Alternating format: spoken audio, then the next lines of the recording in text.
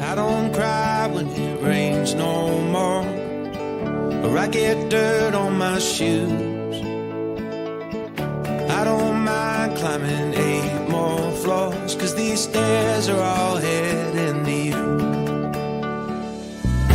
I don't wait for tomorrow's sunshine when I feel it today.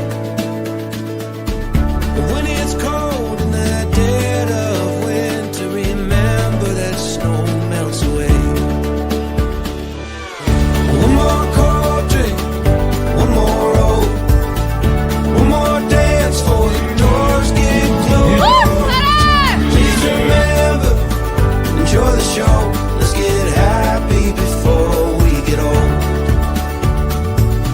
We don't need plans or a fancy agenda. Well, let's just see where it goes. We got no care for the way people stare at the dust and the dirt on our clothes. Hey, my friend, we'll never say Hey everybody, come on to the Cajun Cooking Experience. This is Spuddy here. Man, we got a live one tonight. We're cooking a little chicken stew. Everybody loves the chicken stew, but you wouldn't believe how many ways I found chicken stew being cooked in this world. Going back in old newspapers, going back in recipes, just going out there and looking on Google. We cook our chicken stew very uniquely because we make a roux. It wasn't until the 60s when I actually saw a roux started popping into chicken stew. Doesn't mean it wasn't cooked. Remember, a lot of newspapers out here, they weren't writing about this. So when you get to New Orleans and you get to outside of, outside the country, away from the country, and you get into the cities, they're cooking stew totally different. We'll talk about that later. Hey, Mildred. Oh, Darren, yeah, hell yeah, we cooking something good. What you say, Lucy? So what we're gonna do tonight, I'm gonna do this one a little different. I'm gonna mix up some of the stuff that I've read and some of the stuff I've done in the past. I'm gonna get a little more in depth with my flavor of this chicken stew. So it's gonna take me a little time, and it's a little time consuming what I'm gonna do, but I think it's gonna work out all right. So y'all seen me before. You make a stew or you're stewing. We're gonna start off with stewing. I've got my chicken on the side. I've got chicken legs. What we're gonna do is I'm gonna brown those chicken legs and then put them on the side. Then I'm gonna bring in my seasoning and I'm gonna cook that seasoning down really well before I actually bring a little flour in and then go ahead and then bring my water in. I've got some roux I made on the side. A lot of times when I do a gumbo, one of the things I'll do when I'm cooking a big gumbo is I'll go ahead and make a roux early, and I'll explain that in a little bit, but I gotta get this chicken on. Let's start cooking this chicken. And what I've done, I've seasoned this chicken, hey, Jay, with salt, pepper, and I added a little flour to it. That flour, as I'm browning this chicken, is gonna help build a little roux down here. And if you go look at old recipes, this is one of the things that they would have done. Is taking that chicken, added a little flour on the top with some salt and pepper, and then come here and brown this chicken like this. This would help cook it. But a lot of times when I'm cooking my gumbo, if I'm cooking a really big gumbo, I'm not talking about those small gumbo. I can make the roux and then add everything into it. Let's say I'm making a 40-gallon gumbo. I mean, a 40-quart gumbo. So it's a pretty big gumbo. Sometimes a 60-quart gumbo. Instead of trying to make a roux and then add water in, I'll make the roux 2 or 3 days ahead of time. And what I do, you're talking about maybe 4 or 5 blocks of lard that I'm making this roux with. So it's a pretty big roux. And then as I'm cooking my gumbo, and I can boil my turkey necks, I can make my stock, I can have this water boiling, I can boil more and do it. I can boil everything, and when everything's ready, take the roux and bring it into this gumbo and whip it in. That's another way of doing it. I call it my backyard way. It gives you a lot of control over your thickness of your gumbo. If you've never done it before, try it. I'll tell you this, you can make a roux ahead of time. You can make a roux the day before, 2 days before, a week before. Leave it on the stove. There's nothing wrong with that. If you have a potted light, don't leave it on a potted light. Don't put the onions in. Whatever you do, if you put the onions in, you've got about 4 days and you're going to start growing penicillin. So what we're gonna do right now, we're just gonna go ahead and brown this chicken. This is gonna be a little longer way to do it tonight, but I think it's gonna be a better chicken stew. Now, my old way of doing it, I would have sat here and made a roux, and I probably, and when I used to cook it in the restaurant and cook a chicken stew, what I would do is I would go ahead and take that chicken stew. I'd bake the chicken in the oven. And then I would bring the chicken out so the chicken's all cooked. Put the chicken on the side, all ready to add into my gravy, into my stew. And then once I did that, once I brought that chicken in, I had that baked chicken, that fat from that chicken, I would actually go ahead and dump that fat into my stew. One day I was cooking that chicken stew with Miss Gracie Doomer. She says, boss man, don't you ever throw that fat away. You put that in your stew. And boy, did it make a difference. So what we're doing right now, as we're browning this chicken, we're actually bringing in a little fat into this down here. Because this fat is going to melt off of this chicken. Some of this chicken fat's going to go into this pot and help us build a little roux later. Now, if you have I'm doing leg tonight. I like the legs. I'm pretty cool. If you don't like legs, you like thighs, I wouldn't do it with breast unless you really like no taste on your chicken. I really wouldn't do the breast. But I guess if you want a healthier chicken stew, if there's such a thing, then go ahead and do the chicken breast. The dark meat's always going to give you more flavor. And you can see down in the pot, you can see this chicken starting to brown already. Now I'm like, hey, Jill. So I've got to make sure that this chicken doesn't burn while it's browning. So what I've done also, I took two legs. When I was making my stock, I boiled those two legs on the side. That's the meat I deboned off of it. So this is some chicken meat that I deboned. I'll put that in way at the end, okay? Look, who's it down here? I'm well camouflaged over here. Denise, what's going on? Man, good to see everybody with me tonight. Now this is a big old leg here. That'd have been one. This is the kind of thing that you bake. And then when I make my chicken stew for the restaurant, what I do it two ways. I would take and I have bake my chicken on the side so I can give everybody a whole piece of chicken. And I would put chicken thigh meat into the stew so you had loose chicken in it. When you got some chicken stew over here, when we had the restaurant open, man, you had chicken stew. You had meat in your plate. Hey, Francis, you had meat in your plate. They didn't have to wish that they had some meat in their chicken stew, okay? Okay. And this is the hardest part right here. They just want to get a good browning on this chicken right now. Add a little stock in. Woo! Let's get it on.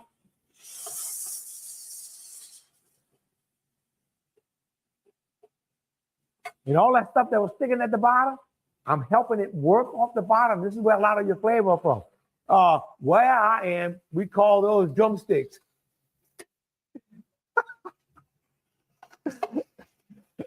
Where I am, we call them chicken legs.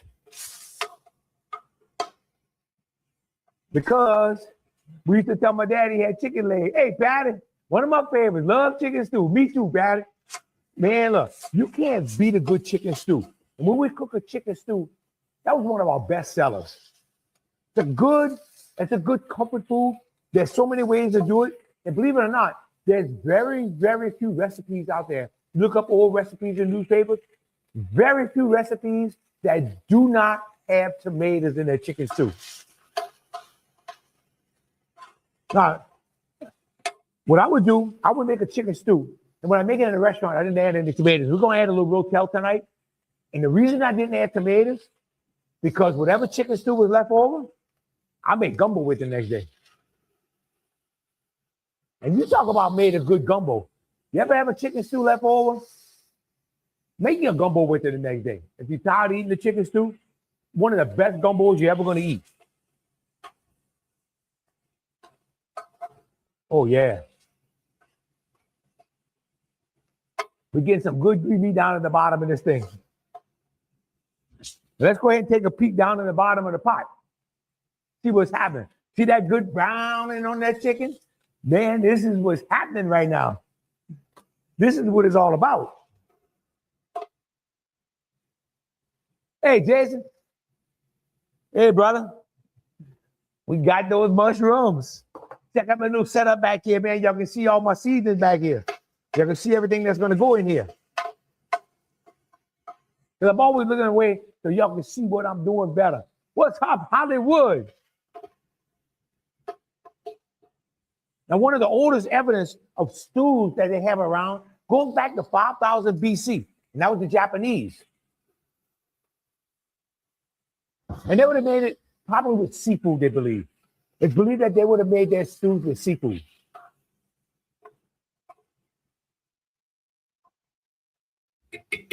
Whoo! Man, it's hot over this pot right now. Now you think about a chicken. Winner, chicken stew dinner. You got that right, Michael. Hey, Trey. You think about this chicken. Chicken started off as a wild little animal. Well, yeah, Brian, better known as Crete. Mom makes chicken pie. Oh, hell yeah. Well, you know, see, a lot of times you see chicken dumplings with chicken stew. You see that a lot. They'll make a chicken stew and bring the dumplings in. Saw a lot of recipes like that. But chicken started off as this little bitty wild bird. That chicken would have been tough. Now, one of the things my dad used to always tell me this, they had a hen that quit laying, or some people walk. How about them Saints 2-game winning streak? Go ahead, Hollywood. Some people go walk in Lafayette Park and they get attacked by roosters, where the rooster just like to jump up and bite them on the butt. Well, I'm gonna tell you what, that rooster would have jumped on somebody back in my daddy's days. That was Chicken Stew Sunday. That was guaranteed you'll have a chicken stew. Well, yeah, Trevor.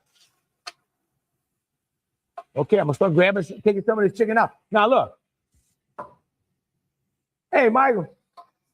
So look, the chicken we doing today, I'm gonna tell you right now, it's not the chicken that my mama would have been cooking with.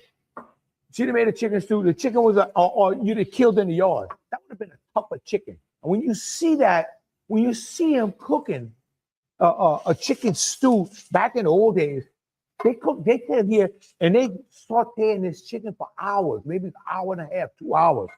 And that's because that old chicken was tough. Today, it doesn't take long to get this chicken tender, except for this big old baseball bat I got right here. But it's gonna get better when it gets into the gravy. Hey, Jackie, love me some chicken stew. You got that right, Jackie. So now we've got a lot of green meat at the bottom of that pot. Let's take a look at the bottom. Okay, you see all that green meat down there? Man, that ain't nothing but flavor. That's where your flavor's at. Now we're gonna start picking that flavor up with these onions. I'm gonna bring my shallot bottoms in right now so they can cook along with my onions. And that'll start cooking. And as that onion start releasing some water and some liquid, you know what's gonna happen? Them onions are gonna start picking this green meat off the bottom of the pot. And now we're starting to pick up some flavor off of the bottom of this pot. Now they found proof of chicken stews being made, or stews anyway being made, on some clay tablets and caves and all that. Stuff that goes back 2,000, 3,000, 4,000 years ago. So they got evidence that stew is being made. And so man's been making stew for as long as he's had fire probably. Hey, Rochelle. Oh, yeah, baby, you got to love that chicken stew. I don't think there's anybody, especially in the river parishes, but especially in the South Louisiana, that doesn't love a good chicken stew. Hey, Mary. Thank you, Mary. So now, we help this thing. What's going on, Rochelle? One of my favorite people to go see when I go to St. James Hospital. To visit.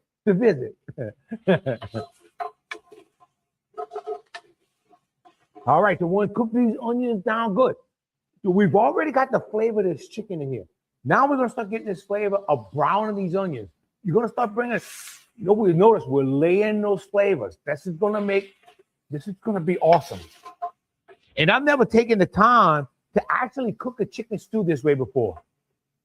I've never taken the time because I was always make the gravy, make the roux, just boil some water, make a roux, put your seasoning in and all that, and then bring some chicken in. Because you're cooking in a restaurant business, you don't have time to do all these processes.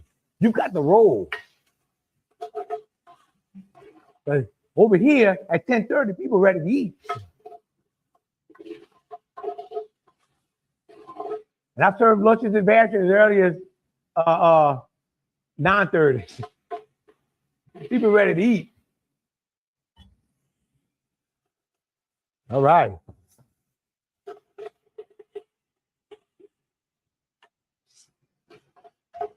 Oh, Michelle, you got that smell-o-vision, huh? Wait, somebody said they can't hear. Everybody's hearing me okay, right? Oh yeah, my mic's on, so everybody should hear good. Now tonight, I got a little something, it's the holiday season. I bought me some Woodford Reserve, and I got it on the rocks with a little splash of water. You gotta have that little holiday season drink, right? What you say, Mike? Oh man, this is getting good. So now, I'm bringing my liquid in. Just start bringing the stuff off the bottom. We're starting to get all that creamy off the bottom. I know, Mike. Dino, nothing like a good old chicken stew, brother. And then at the bottom of that pot, you're starting to see that color come in. Then we're starting to pick up all this stuff off the bottom of this pot. Yes, indeed. Hey, Debbie. Man, we had a good potato salad this weekend. But she ain't making no potato salad. If anybody wants a good side dish to go with chicken stew, potato salad always works.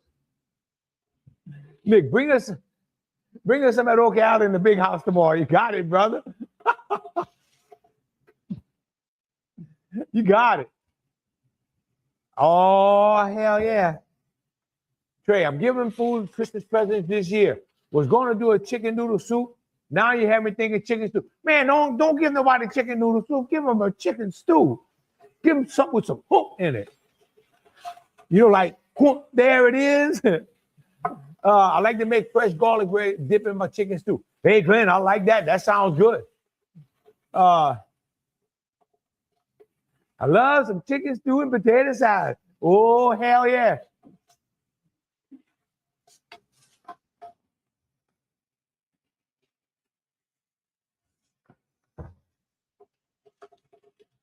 Now we're bringing that stock in. And the way I made my stock, I just had I had the ends of my parsley. I had all my seasoning, the pieces of seasoning that instead of throwing them away, I put a carrot in there. And I just made a good bouillon stock with a couple pieces of chicken. Raw chicken stew, one of my favorites. You gotta be, oh yeah, partner, we got it rocking over here. Oh, hell. Coach Ivana says, I love some chicken stew and potato salad. Okay. Well, bring me a little garlic in. Gotta have garlic in that. You got to have the garlic. And I'm gonna go ahead and bring my celery in. Get this stuff all cooking down.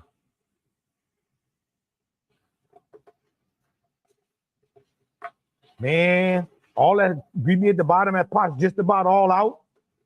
And one thing about black iron pot, it's going to give you some good flavor at the bottom of this pot, but you better keep it moving. But if you don't, you burn it real easy. In other words, you got to know what the hell you're doing. All right. And every time I bring that little stock in, I'm getting a little more color in this water. So I'm getting a good broth in this thing. Let's bring it down. Let's bring the sky cam down to the bottom, I think. Oh, Let's how about bringing it up to me? I forgot to come on back. Man, I'm so into the spot. I forgot to bring the camera back. Okay.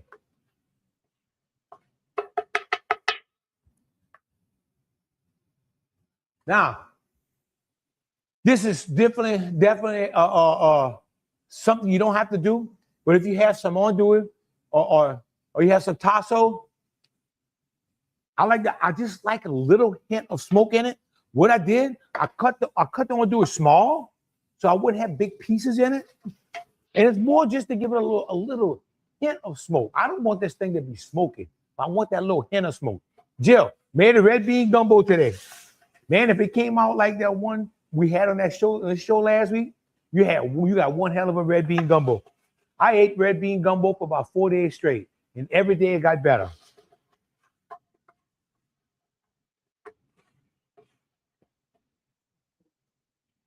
That red bean gumbo was slamming.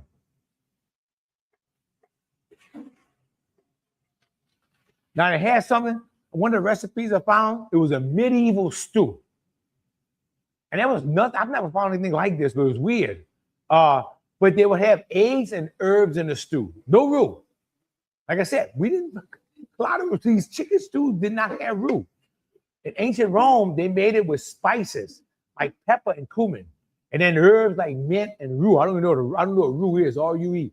Thyme, and then dates, and then wine and honey. This was their idea of a stew back then. That shows you how much it's changed. And if you go into old newspapers and you just go back into the 30s, 40s, 50s, or early teens of 1900s, you're gonna see different ways to cook stuff. And people, you start getting to where they have all these people cooking or giving recipes. And this is a chicken stew, it's comfort food. We're gonna give you a recipe, and you shake your head, going like, "Ooh, man, y'all really don't eat this, right?" Because some of these things were like, "You can't be eating that. You got to be killing me." Oh yeah, Donald, you killing it, brother. Oh yeah. Okay. I'm gonna see if taking these steps like this is going to actually help me make put more flavor in my stew, and I think it will. Now, in medieval Europe, where they had a heavy French influence, they had spices and techniques like they would. It was a rich, thick chicken stew with bread and eggs in it. So if you go look up a just go Google medieval chicken stew, and you'll see it. They're gonna serve it over bread. Kind of weird. And there's eggs in it, boiled eggs. Now, boiled eggs I can get. That's not bad. Now tonight, a normal person serves their chicken stew over rice, right? I'm not normal. I'm gonna serve mine over pasta. I'm reading that, and then somebody goes, "Hey, what about they had a pasta chicken stew?" And I went, "Hell, that sounds like a pastelaya almost." And I said, "Wait a minute, I can serve mine over pasta." Bishop Bernard, happy birthday! Merry Christmas, my brother. Thank you, Katie.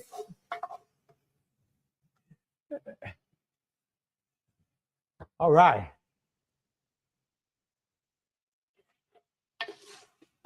Oh man. Take a peek in the bottom of this pot now.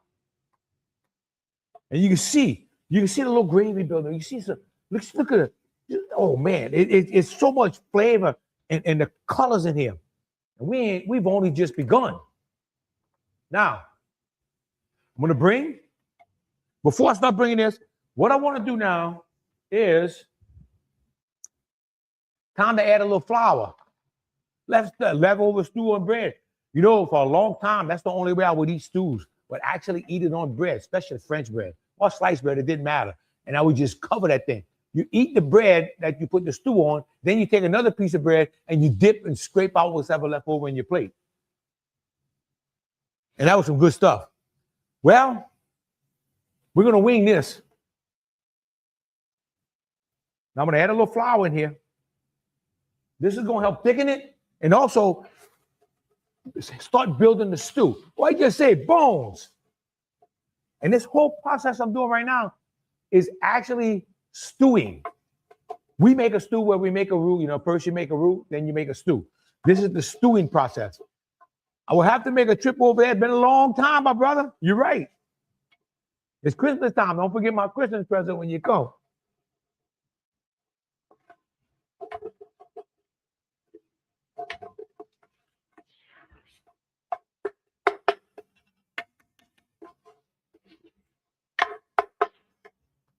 All right. Now, take a look at the bottom of that pot. You can see it's starting to stick down here. You're getting a little good brown color. So you're actually building a roux here. Now I'm going to bring my mushrooms in. I'm getting ready to add this water in here. I lost. What meat did you add? I didn't add any meat yet, Trey. No, I didn't put any meat yet. Oh, andouille. The meat I have in here is andouille. And that's just to give it a little smoky flavor. That's all. Bring me a Madeleine today. Okay, now I'm going to bring my water in. Not much. Start bringing a little water in so we can start bringing this stuff off the bottom, okay? Wait. Looking good. Will you have some andouille available early next week? Man, if I run out of andouille, y'all going to see me dancing up and down Highway 20. We have a lot of andouille. We also have the... Let me get back to me. I keep forgetting. We also have the Madeleines, the homemade ham. These are homemade hams that I make. They come with instructions. It's the best damn ham you're ever going to eat. We have a lot of these available. I think I have about 30 left, if I'm not mistaken. You can cook that for you. This is very, very popular item in Vacherie. It's more like a back Vacherie dish. And when Mr. Becknell, who had the meat market, died, people kept asking me, will you start making it? I had no idea what I was doing. This is over 20 years ago. And I started making it as a very popular product. It's been really good. But I will have plenty andouille early next week. I will be open next week, Monday, Tuesday, and Wednesday from 10 to 4. Wednesday, I'll probably close at 2. But Monday and Tuesday, definitely stay in the 4. Francis, got mine. Oh, yeah, you did. Oh, yeah, man, this is really looking good. Now, while we're getting this back to boil, I'm going to go ahead and bring these bell peppers in. I want them to start cooking in there, too.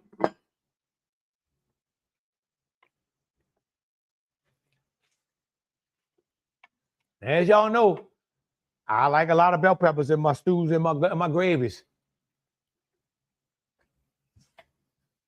Now, look at the color. Look at the color that's already building in here.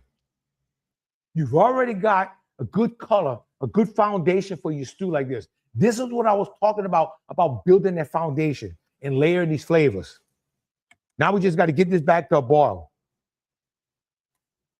Jeff, can you send me the recipe, please? Jeff, just keep reminding me and I sure will.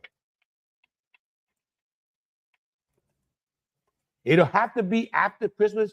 I'm not going to tell you right now. I really don't have time to write it because I have to write it up. And we just got so much going on right now. It's been pretty busy, which is a blessing. Oh, Harvey, thank you, brother. They say this the season. And by the time I get to the bottom of that glass, I'll be jolly. Oh, hell yeah. This is looking good.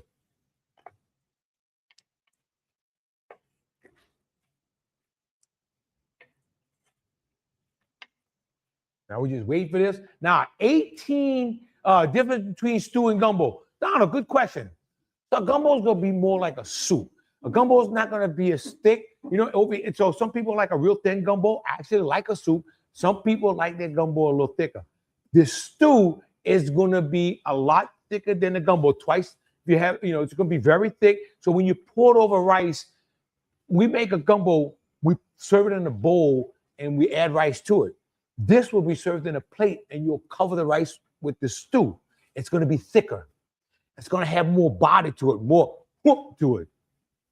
That's why the next day, if you have some left over, you can actually go ahead, add some water to it, put you some andouille and sausage in it, maybe a little chicken, should have the chicken already, and make you a gumbo. You can actually turn that to a gumbo. And once it gets boiling, you can keep adding the water till you thin it out the way you want. So gumbo is going to be more like a soup. Stew is going to be thick. It's going to have more body to it. Thank you, Jeff. Oh, Glenn. Woodford Reserve on the rocks with a little splash of water. And I'm going to tell you what, it tastes damn good. Oh, man. Now, you see, I'm passing the bottom of this pot right now. I want to make sure there's nothing sticking in here, because that's what you don't want. And that's what you want to do right now. Boiling this is going to bring anything that's sticking at the bottom. You want to make sure it comes up right now. Let's see. We're going to bring in something very good, Vassar tradition, is we bring butter beans in our stew. So, can of butter beans, my buddy Tim Becknell went by for me. And my buddy went out his way to get this. And I'll bring a little rotel in it. I like a little rotel in my chicken stew. If I was turning this into a gumbo, I probably wouldn't add the rotel. But again, that's a personal preference. Unless I was going to turn this into a seafood gumbo, and then in that case, I may just go ahead and add no, don't worry about the tomatoes. And now this chicken that I actually deboned earlier, I'm going to bring it in, so I want it to shred apart. That's okay. Oh, you're welcome, Donald. And get this going. Then I'm going to come back in there. I want to add a little bit more stock, because once I get it boiling again, I'm going to start adding some root to this. Did you ever bring liver and gizzard to your chicken stew? Michael, I never did. For me, I probably wouldn't add the livers, but I would definitely add the gizzards. And I'd put the gizzards way in the beginning, because you have to boil those gizzards really long time. So gizzards, to me, especially if it had some good like duck gizzards, some good pulled gizzards, go awesome in this chicken stew. Livers, you'd have to be careful. I would put them in there, just have to be careful that you don't overpower it. But I haven't done it, but I definitely would. And I didn't do it tonight, for those who want to know. Oh yeah, Glenn, that's some good stuff. But once I get this back to a boil, I'm going to start bringing in that roux. Now, just to show you, this is the roux I have in the bottom of this pot. I can tell you right now, I can take this roux and I can leave it right here on this table. And I can leave it here all week. And you'd have no problem with this roux. It's not going to go bad. Hey, Claude.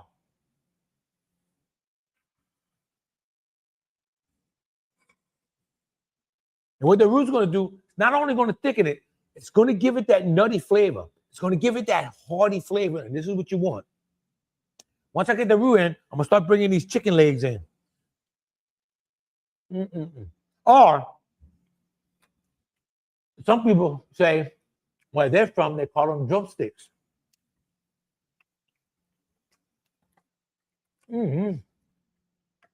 That's the problem when I boil chicken. I cook chicken and debone, I eat half of the damn thing. So in 1893, in the Times of Democrat, New Orleans paper, this was really a weird chicken stew. This goes to show you how they cook. Now, this is 1893, so this is a long time ago. Covered. So you would take 2 spring chickens and put it in a saucepan. Then you would cover them with water, add a tablespoon apart of salt, and then let it boil. When it's halfway done, slice 3 raw potatoes and drop them in. Let it cook until it's done, and then season it with butter, pepper, butter, and flour, and stir it till the gravy is smooth. You see, they come in way at the end with some flour in their gravy, and they work that flour in until it gets real smooth. It sounds like it's going to be not too brown of a stew, maybe more like a little light beige stew. But that was interesting. Nobody out here would probably eat that. But back then, you see a lot of these recipes, this is the way they cook. Go Go look up some old newspapers, look up some old gumbo recipes. They'll blow your mind. Because basically, whatever they had laying around is what was going in that gumbo. They could just go to Rouse's and buy something, right? Make sure I got my fire all the way up and get this thing barreling. Now, something I will do, this is another thing that's optional. I like to throw a little potatoes in my stew, in my chicken stew. I like potatoes in it. You don't have to. It will help thicken it up. But I just like it. Whenever I make a stew, I like to add potatoes to it. Again, that's a personal preference. And this is my boneless thigh meat. This is what I'll add in after a while too. That boneless thigh meat is going to give me some boneless chicken, and it's going to give me some bone-in chicken. Boneless chicken to those who don't like to fight the bone. I love. I mean, the dog don't. He can't eat this after I'm finished. I'm taking everything off that bone. How dark of a roux do you want for a chicken stew? Ben, more like a light. I'm gonna show you. This is my color brown. So it's got a good brown to it. It's not dark brown. I don't like a real dark gravy with my chicken stew. Creep, how about eggs? I didn't boil any eggs tonight because I'm short on eggs. But some good boiled eggs would really go good in this chicken stew.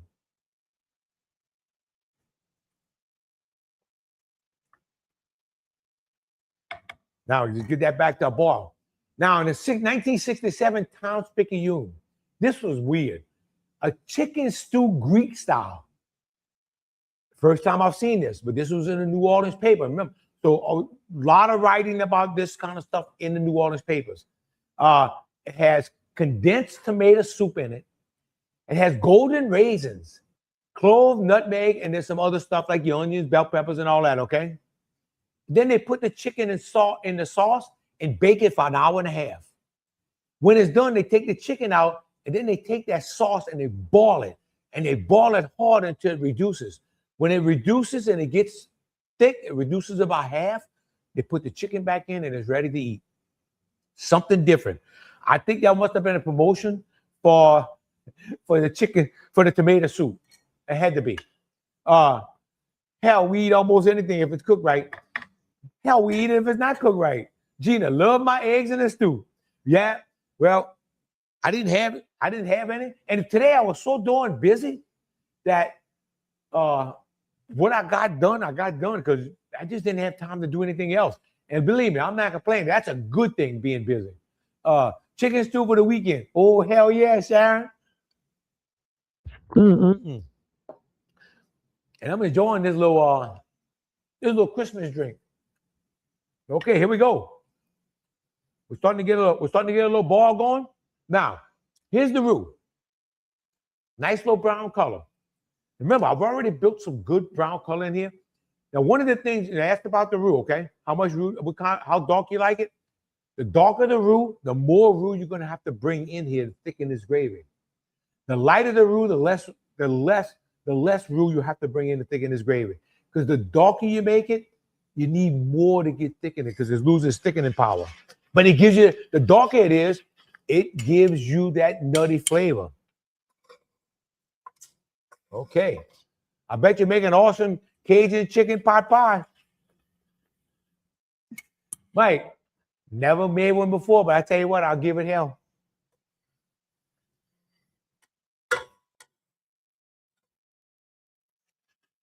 And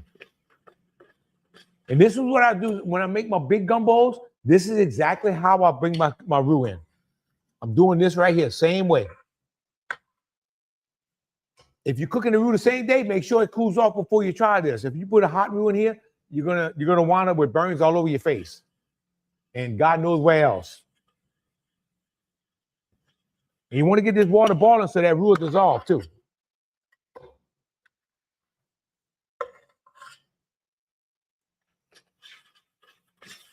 Now we're starting to get a little thickness in here.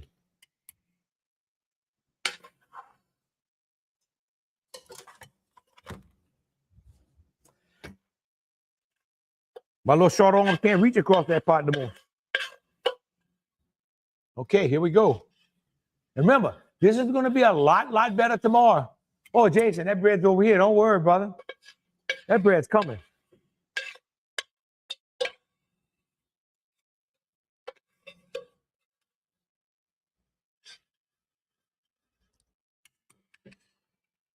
Uh-oh. Had a little casualty there. A little roux got away from me. Oh, Kirk, what's happening, brother? Now,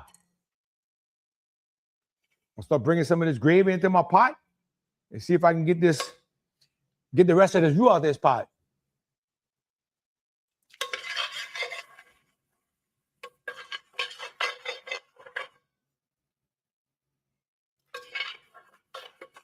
This is the some heavy engineering going on here.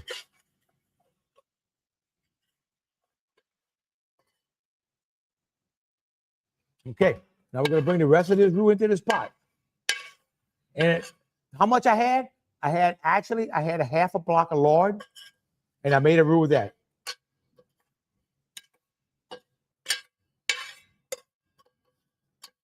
And being I made the roux in this pot, as soon as that roux started getting a pretty nice brown to it, I shut it off and kept stirring it, and then it came out this perfect color.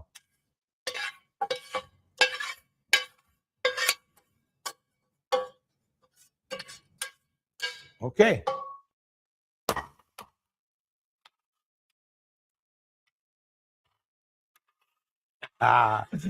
Ooh, man.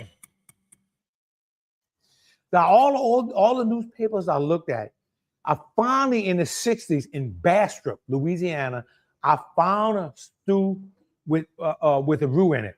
And the first thing they said, make a dark roux. Because as you get out towards West Louisiana, their roux are a lot darker than what we do over here. You get to New Orleans, a lot of blonde roux. You get over here, we got that dark brown. You start getting West Louisiana, they've got that dark, intense color. Now I'm going to bring some potatoes in. Let that start cooking in here. And my shallot tops.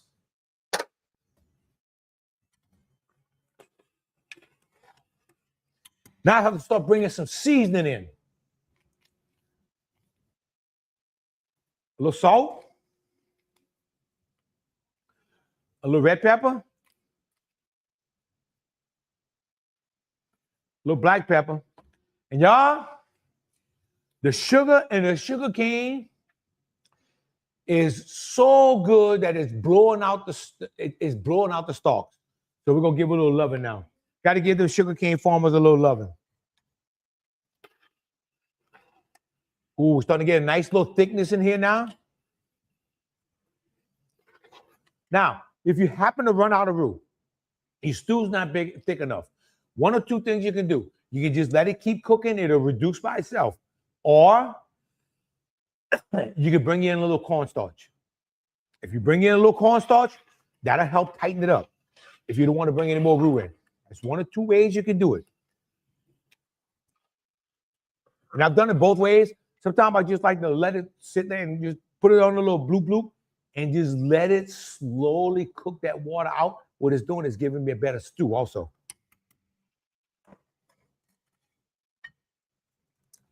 Now I'm going to start bringing my legs back in.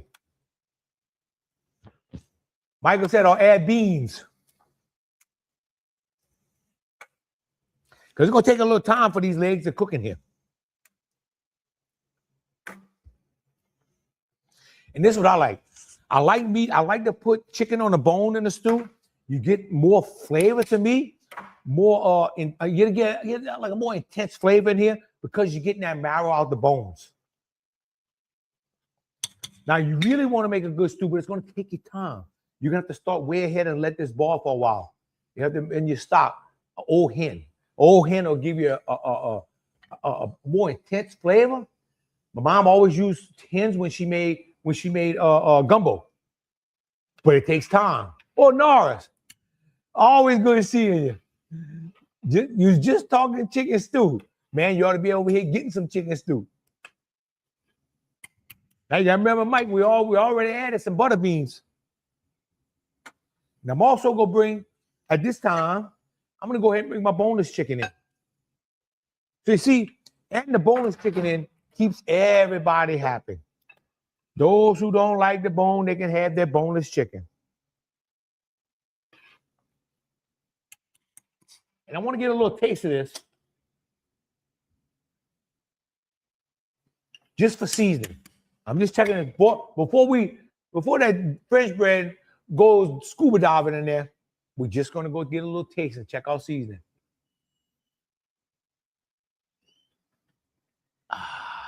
Oh, man, this thing is coming out right.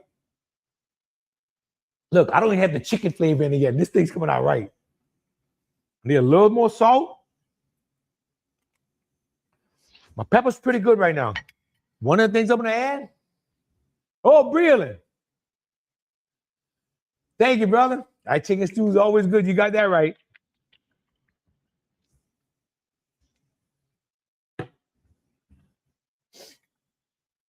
Now it's time. I think it's time to take a peek back in that pot. And look at all the colors in that pot. Woo, woo.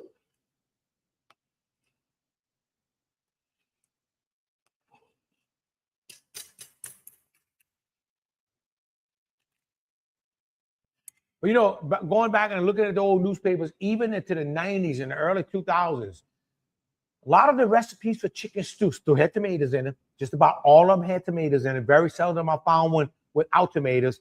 And they were all cooked different than we cooked.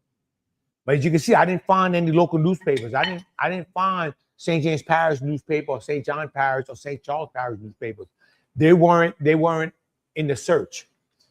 And I know if you cooking in the river parishes, guarantee you, first you make a roux.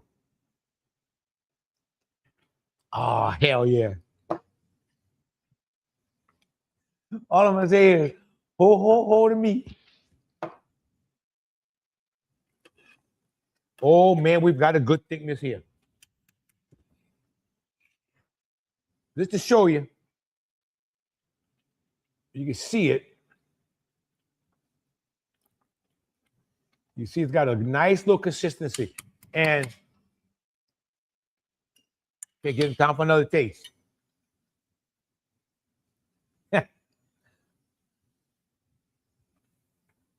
Ooh.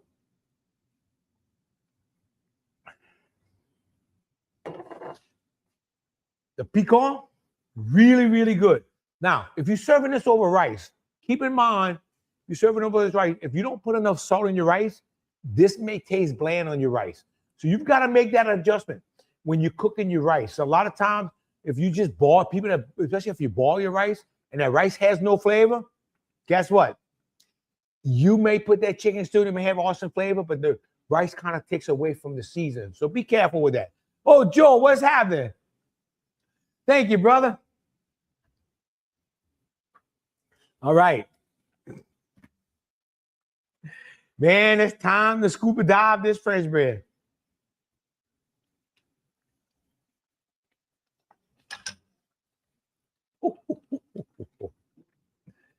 Oh, Lord.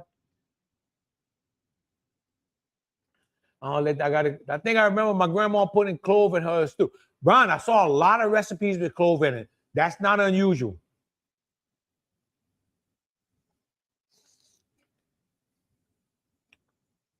Oh, man. Oh. Ease on down. Oh, man. Something I always did like is bread with stew. So this is really getting good. Sop and bread is as good as it gets. You got that right, Michael.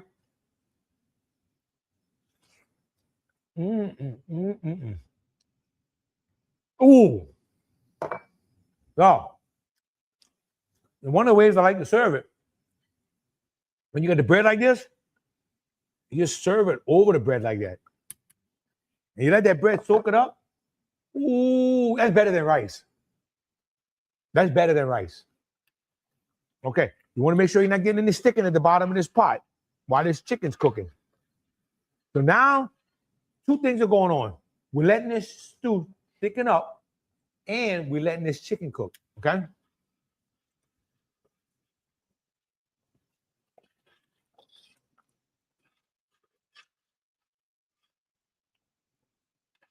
Oh, hell yeah. And let the potato. Now, as these potatoes boil, they're also going to throw a little, because the starches, they'll release the starches, and we got these Yukon Golds, so they're heavy, there's a lot of starch in these. They're going to help thicken this, tighten this gravy up too. A lot of stews in the past that you saw, especially when people were making like a potato stew or mulligan stew or Irish stew, the potatoes, they would tip the potatoes in and they would smash them along the pot. So it would help thicken this gravy. That's another option.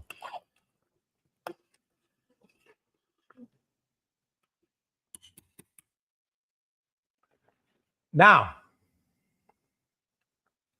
while that chicken's cooking, we're going to put a little bit of this stew over this little bit of pasta I have here. And it gives me a chance to check those potatoes.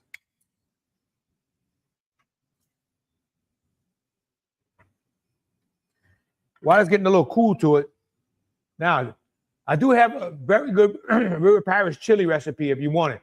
Hell yeah. Hell, we'll try it. You know I want to doctor it up now, Jason. But yeah, I want it. Oh, Lord. Man. Hey, Michelle. Merry Christmas to you, baby. Ooh. Potatoes are halfway done. This is why I never sit down and eat with anybody. Because I'm always full when this is over.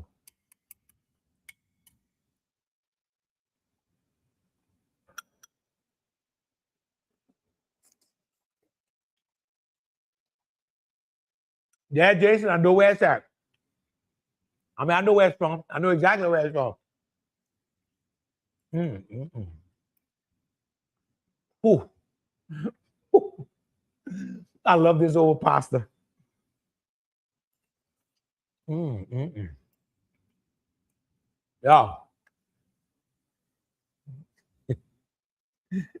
I feel good. Like I knew that I would.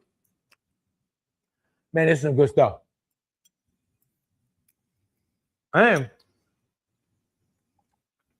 when you serve it in a bowl like this, I've got enough pecan, got enough salt for tonight. You gotta remember, tomorrow, this thing is gonna get, when it sets in the cooler tonight, it's gonna get pretty intense. This flavor is gonna set in here, so definitely would not add any more seasoning to this. Do you have any goldfish recipes? I don't, Anthony. I sure don't. I've never actually fooled with goldfish.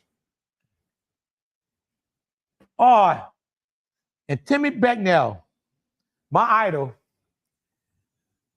just told me to turn the fire down. Don't worry, that's why I keep stirring it, Timmy.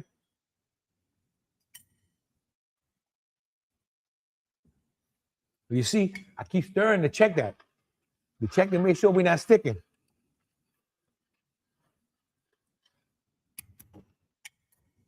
That's the professional part of my career. Knowing what the hell I'm doing. So you can have it with a little pasta. You can dip a little bread. Man, if you don't like this,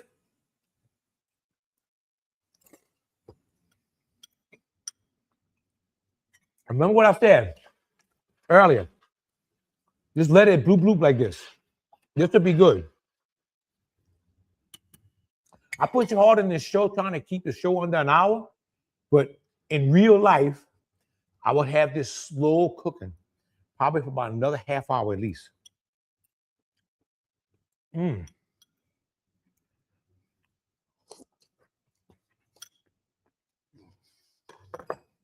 Oh, yeah. Time to add the parsley.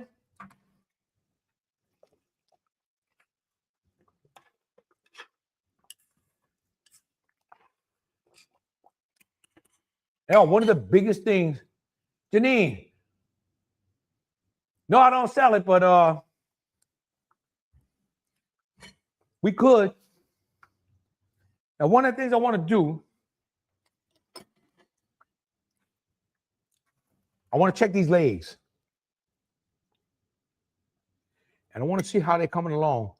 Once these legs are done, this chicken stew is going to be over.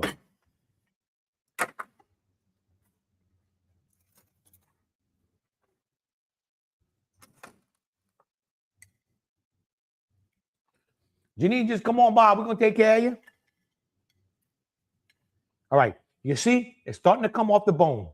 It's just about ready. Another 5 minutes. Like I said, chicken doesn't take long to cook now. These chickens are young that they're killing, and they don't take long.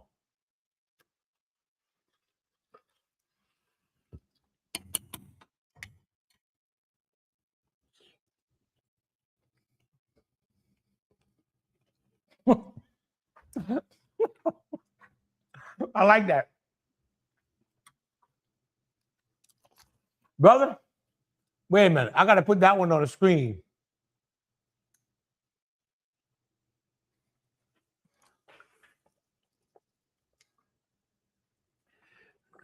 Man, Michael has the best thing. You should sell t-shirts that say, let it bloop bloop. I like that. All right, y'all. Well, there's our chicken stew. Open. I'll be open 10 to 3, 10 to 4, Janine. Today through Saturday and Monday, Tuesday, Wednesday next week. Woo! So that's it. This is our chicken stew. Get creative with this. Do it any way you like. You can make it where you just add the stew in. I went through a lot of processes tonight. But if you take your time with this stew, let your chicken brown a little bit, build you some flavors in the beginning, that foundation that you're going to build, you hit that and you do it right, I promise you, this stew is going to be the best stew you ever made. Timmy, no problem. Buddy, just for you, I would do that. Andrew, South Central Indiana, how much notice do you need to go ahead and schedule Cajun cooking experience for 2 people? Hey, Buddy and I will be spending a full week in South Louisiana in mid-April. I need at least a week ahead of time, but the sooner you book it, the better, because April's pretty full for me right now. That's the springtime. We get a lot of people coming. We have several activities planned, including Chapelage Basin Swamp Tour and hanging out with the Crawfish Farm and running traps. Sorting, sacking, ball. Okay, we're looking other potentials, eating lots of delicious Cajun food. Not only do you get to eat a lot of Cajun food, but over here, when you're going to cook it, you're going to eat what you cook. And you're going to think you're Cajun. And I should have started talking a little bit like me after you finish. So yeah, the sooner y'all can set a date, you kind of know that week is, get in touch with me, email me, call me, it doesn't matter. And we can peg a date down. Because if you wait too long into next year, you may miss it. Because April gets to be a pretty busy month for the Cajun cooking experience. So, all right, everybody.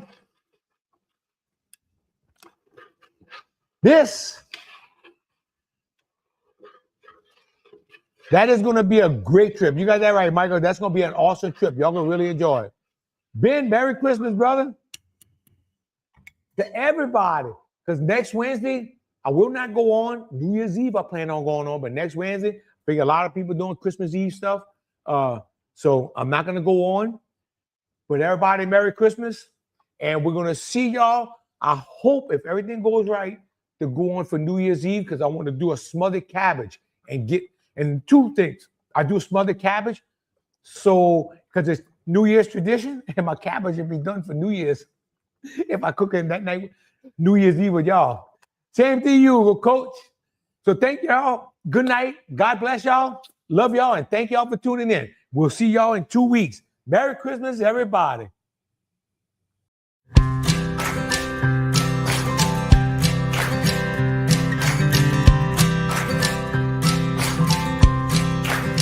Don't get me